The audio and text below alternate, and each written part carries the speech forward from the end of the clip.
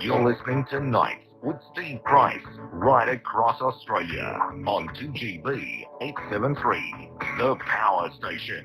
Australia's in the middle of a debate about stem cell research, as is much of the world, and this is one medical issue that seems to divide people. Now, stem cell research is something, and stem cell treatment is something that is still in the early stages of being proven to be effective, but it is certainly helping a number of people who need it for their afflictions. But there is a division in the community. Now, Dr. Ralph Bright has done a lot of work on this. He is a proponent of the use of stem cell in medical treatments, and he's on the line tonight. Good to talk to you, Dr. Bright. Thanks for your time. Great. Thanks. Why does this create such emotional division, do you think? Medicine generally tends to create a lot of emotion. This basically boils down to, if we like to think about it, as there are two different pathways to discovery. The traditional pathway to discovery was when a doctor saw something at the bedside and then followed that through, and that then could either become part of a syndrome or can lead to further clinical research to systematically investigate what had been seen. So that's coming from the bedside. Coming from the other end, what we've seen becoming increasingly more significant is the discovery of things in the laboratory. And I think that many of the drugs that we use today have been discovered in the laboratory, and then they've undergone testing, and that testing has then brought them into clinical use. So you either come from the laboratory or you come from the bedside. Now, from the bedside, we have used tissues such as fat and bone marrow and skin and bone, and that has been the practice of medicine. Yes. At the other end, we have had the investigation of stem cells that have been grown in the laboratory, tested, and that has very definite pathways for how you translate that into clinical practice. So you come from one end or the other, and the government has drawn a line which separates what it sees as being coming from the bedside and what it sees as coming from the laboratory, and that's what they have called the excluded goods order. And that's really where the discussion is about at the moment. And where is the government, who is the government relying on to make a scientific judgment such as that? The government relies upon every single person in Australia. So if you are a stem cell scientist, then you will be able to provide comment on the safety and on the efficacy of these things. If you are a member of the public, if you're a patient and you want to have this treatment done, then you will be able to provide input upon whether or not you should be allowed to have a say in getting access to this treatment or not. Tell us how the use of stem cells, what sort of use are you using them for? What are you doing with them? I think that one of the things that has contributed to this enormous confusion at the moment is the use of terminology. And I think that when we take whole fat and we move it from one part of the body to another, then that doesn't really generate a lot of controversy. No, not at all. That's fat drafting. But once you start to process that fat and make it either cell-enriched fat transfer, which still doesn't generate much emotion, but when you further separate it so that you've gotten rid of all the fat cells and now we've collected those supporting cells that contain a lot of stem cells, and those supporting cells which do the repair and the regeneration are called stromal vascular fraction cells or stromal cells. And those stromal cells are what I'm using to treat osteoarthritis. Now that contains in that mixture of cells a lot of stem cells.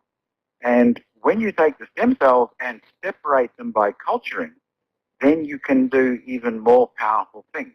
And that's where a lot of this confusion has become, and that the people who are using stem cells in the laboratory are following a very, very rigid set of guidelines as to how they bring it out of the laboratory and into clinical practice.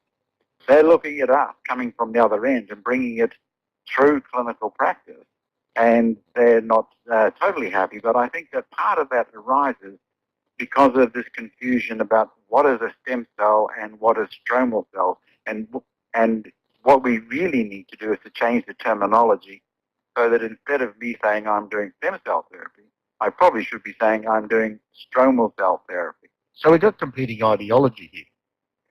It is ideology, but it's also terminology. So with your treatment of osteo with stem cell, how effective is it? There's probably 90% of people will listen to their own cells. So there's a group of 10% that don't respond at all. And then the other 90% can have dramatic life-changing improvements in their condition. We can see people who have been retired medically unfit going back into work. We've seen people who couldn't play sport anymore now able to play cricket, to play Australian rules, whatever their sport is. So with the traditional treatment of osteo, what is the success rate like with traditional treatment? Is it as effective as quickly? No, the traditional treatments tend to be somewhat destructive, and particularly, with traditional, we need to include physiotherapy and painkillers and anti-inflammatories. Yep. And those are very good. They don't actually improve the health of the joint, but they do allow you to continue life in a less painful fashion. Once you get to replacement of the joint, then you actually destroyed the joint and there's no turning back. That can be very successful for a lot of people, and there will be many people out there who will say they've had wonderful results from joint replacement. So what is the TGA asking people to do? Basically, the TGA is saying at the moment... Therapeutic Goods Association, I should remind people. Yes. What they're saying is, these are the rules and regulations that we've decided. There are people who are still not happy about it, and so they're saying to the public, should we change the rules? So what we're doing is, as part of the public, I have made my submission to them to say why I think we should leave the things the way they are.